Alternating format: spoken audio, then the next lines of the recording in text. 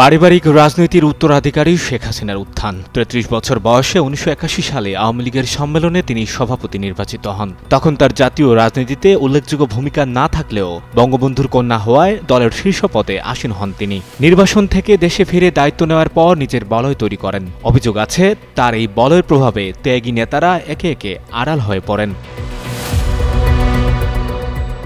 দল গোছানোর পাশাপাশি তিনি এরশাদ বিরোধী আন্দোলনে যুক্ত হন। তবে ১৯৮৬ সালে বিএনপি ও অন্যান্য দলের সঙ্গে আন্দোলন চলাকালে এরশাদের নির্বাচনে যোগ দিয়ে বড় সমালোচনার মুখে পড়েন। পরবর্তীতে আবার সম্মিলিত আন্দোলনে যুক্ত হয়ে এরশাদের পতনের পর ১৯৯১ সালের নির্বাচনে অংশ নিলেও ভরাডুবি ঘটে।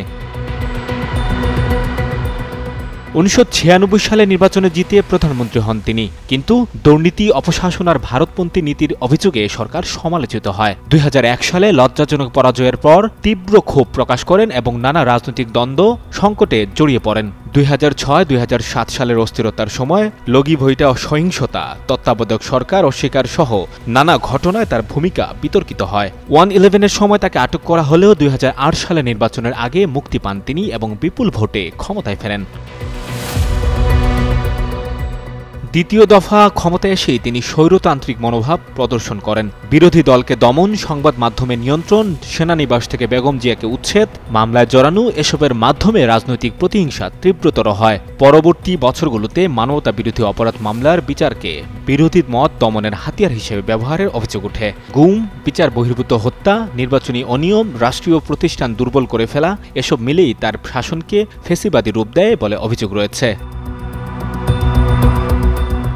তার শাসনামলে দ্রব্যমূল্যের ঊর্ধ্বগতি, দুর্নীতি, ব্যাংক লুট, অর্থ পাচার এবং স্বাধীন প্রতিষ্ঠান ধ্বংসের কারণে জনগণের ক্ষোভ তীব্র হয়ে ওঠে। শেষ পর্যন্ত ২০২৪ সালে ছাত্র জনতার বৈষম্য বিরোধী আন্দোলন গণ অভ্যুত্থানের রূপ নেয়। অবশেষে অগণিত প্রাণহানির পর ৫ আগস্ট হাসিনা পদত্যাগ করে ভারতের নয়াদিল্লিতে পালিয়ে যান। তারপর অন্তর্বর্তী সরকার গঠিত হয়। ড. মোহাম্মদ ইউনূসের নেতৃত্বে গঠিত অন্তর্বর্তী সরকার গণহত্যার বিচার শুরু করে। পালানোর ১৫ মাস পর আন্তর্জাতিক অপরাধ ট্রাইব্যুনাল হাসিনাকে গণহত্যার দায়ে মৃত্যুদণ্ড দেয়। তারপর অনেক মন্ত্রী নেতা গ্রেপ্তার হয়, অনেকে দেশ ছেড়ে পালিয়ে যায় এবং জনরোষের মুখে পড়েন। সঞ্জয় দত্ত, যুগান্তর নিউজ।